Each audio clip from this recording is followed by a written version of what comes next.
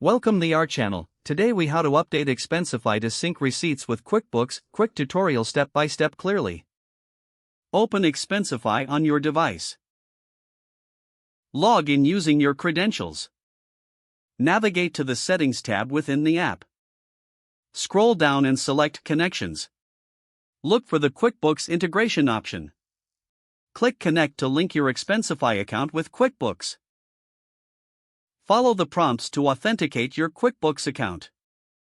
Once authenticated, choose your QuickBooks company file from the list. Review the integration settings to ensure they meet your needs. Enable receipt syncing by toggling the appropriate option.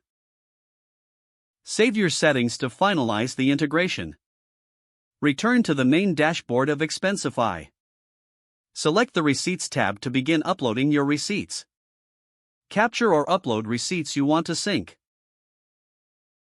Make sure each receipt is labeled correctly for QuickBooks use. Once all receipts are uploaded, head back to Settings. Look for the synchronization option and click Sync Now. Wait for the confirmation that your receipts have been successfully synced. Check QuickBooks to verify that your receipts appear as expected. If needed, adjust your settings for future syncing preferences. Your Expensify account is now updated and synced with QuickBooks. If the page does not load, refresh the browser or try again in a private or incognito window. Make sure you are using the correct email address, then retype it carefully to avoid small typos. If your password is not accepted, use the reset option and create a new strong password you can remember. Check your spam folder for verification or security emails, then complete any requested confirmation steps.